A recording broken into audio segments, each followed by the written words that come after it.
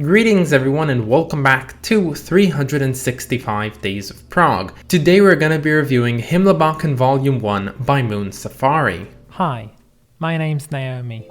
I'm an avid progressive rock fan, but I'm a long ways from knowing all the prog albums out there. But this year, I'm gonna give it a try. This is 365 Days of Prog. So this album is definitely interesting, and this is one of those albums that when I finished listening to, I officially finished listening to the entire discography of its band, and in this case Moon Safari. But in any case, here are some of my favorite bits from this album.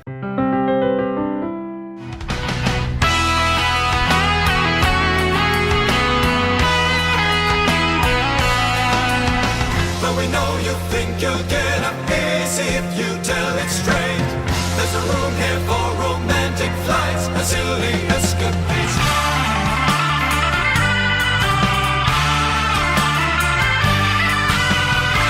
Don't bring me down, I am here on my own. Don't bring me down.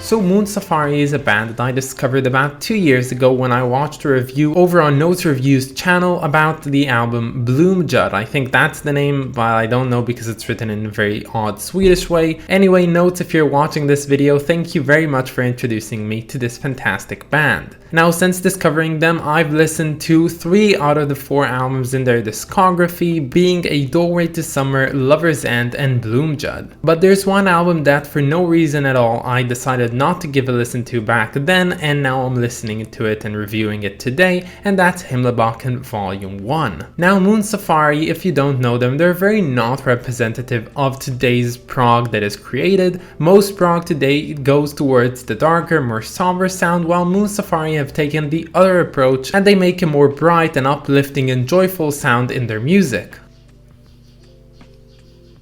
What the fuck is going on? I have no idea what's going on. Maybe you can hear it in the background, but there's a lot of birds and they're doing like a lot of noises and they're probably having a fight. This is spring in its best. And by the way, Moon Safari are a band that are closely connected to their Swedish counterparts, although they're mostly darker counterparts, being the Flower Kings, members of whom have helped in producing Moon Safari albums in the past as well as this album today. Now, when translated from Swedish, Himlabacken basically means Heaven Hill, and this album is quite conceptual in a way that it talks about growing up, being young, and focusing on life and on everything that we experience as human beings. I wouldn't really go to say that I understood the concept of this album through listening to the album itself, but I kinda got a vibe from the entire experience of the listening, and I guess that would do some sort of effect on the conceptual idea. And when it comes to this album specifically, unfortunately, since coming out in 2013, they have not released any more albums to date, thus being almost 9 years of radio silence from the band. Well, I don't know if I can really say radio silence because the band is still active. They haven't disbanded. I'm gonna see them live in July and I'm really looking forward to it, but for some reason they have not released any new material, and I guess that's fine because what we've got so far has been really good. Now, as I said, this album is pretty representative of the Moon Safari sound, but in spite of that, I think that all of the tracks on this album can really be categorized into 2 subsections, which I at least felt like they were part of.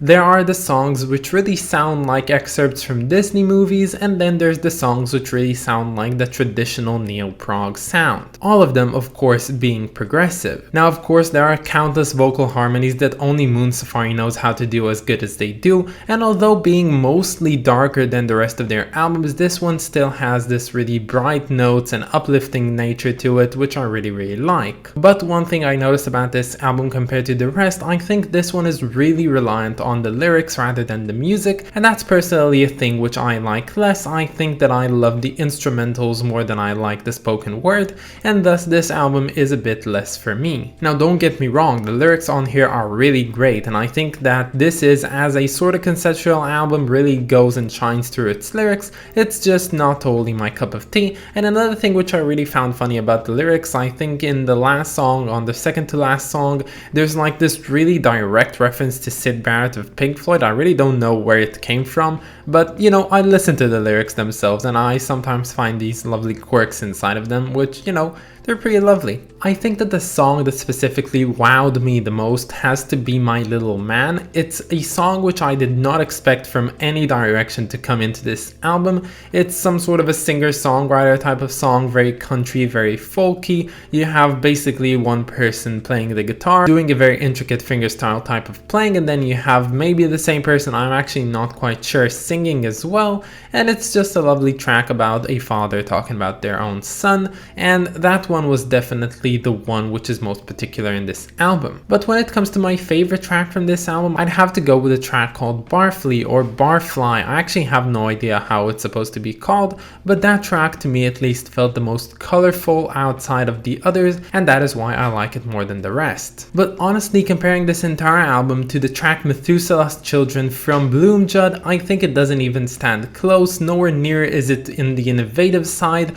or, you know, the musical side or anything else. I think that this album really goes to be the tamest of them all. But Moon Safari is one of those bands that even if you have the tamest of their albums, you still know it's a good album nonetheless because they produce really high quality music.